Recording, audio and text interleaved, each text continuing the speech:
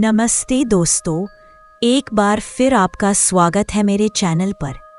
तो आज मैं लेकर आई हूँ एक और डरावनी कहानी जो है एक लड़की प्रिया की। लेकिन इस बार कहानी मैं नहीं, खुद प्रिया आपको सुनाएगी। उसकी जुबानी, उसका डर, उसकी सच्चाई, सब कुछ। तो चलिए बिना देर किए शुरू करते हैं आज की कहानी, प्रिया की जुबानी।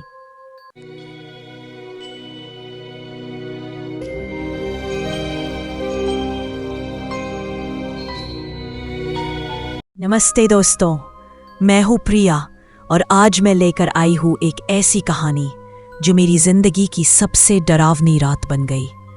कहानी है एक ऐसे गांव की जो नक्शे पर नहीं था, जिसका नाम किसी को याद नहीं और जहां से लौटकर कोई कुछ वैसा नहीं रहता जैसा वो पहले था।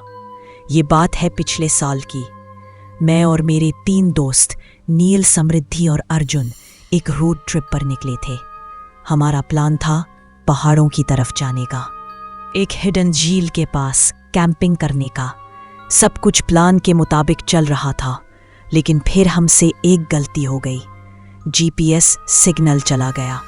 हमने तय किया कि किसी गांव में रुककर रास्ता पूछ लेंगे। और फिर सामने एक कच्चा रास्ता दिखा, जिसके आगे एक टूटी सी पट्टी पर लिखा था, सावधान, बाहर वालों का आना मना है।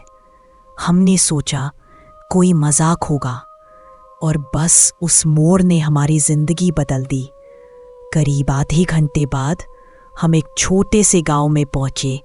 छोटे छोटे मिट्टी के घर, पुरानी झोपड़ियां और एक अजीब सी खामोशी।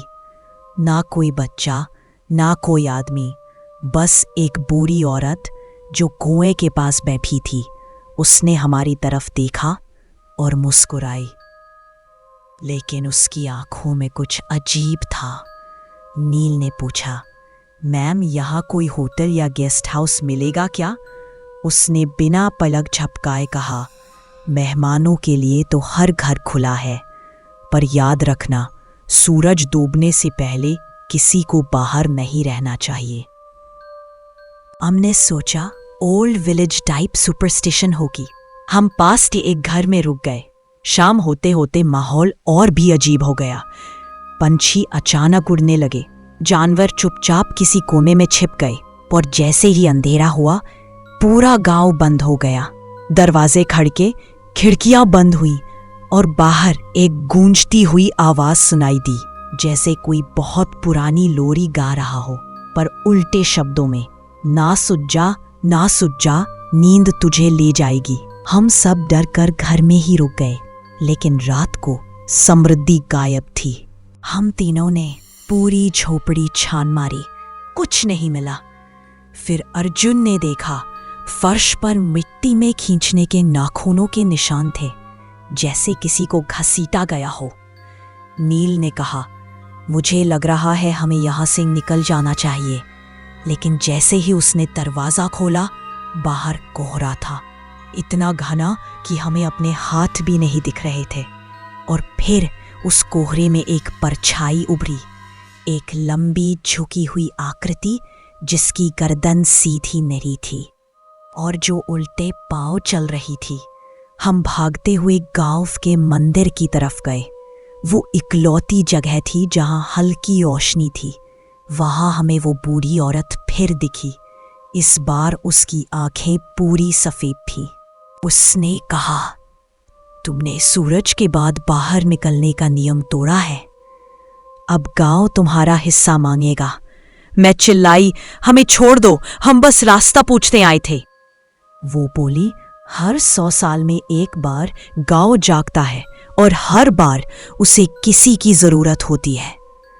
और तभी मंदिर की घंटी अपने आप बजने लगी, इतनी जोर से कि कान फट जाए।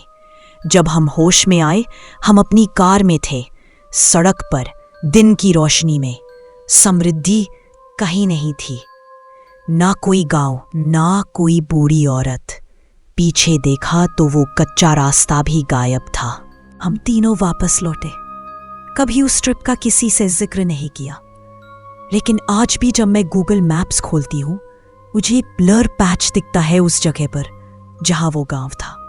अगर कभी किसी सुनसान रास्ते पर आपको कोई टूटी पट्टी दिखे या कोई गांव जो नक्शे में ना हो, तो एक बार पीछे मुड़कर सोच लेना, क्या आप वापसी का रास्ता भी जानते हैं? मैं तो अब भी सोचती हूँ, क्या समृद्धि अब भी उस गांव में है या फिर वो अब उस गांव की हो गई है?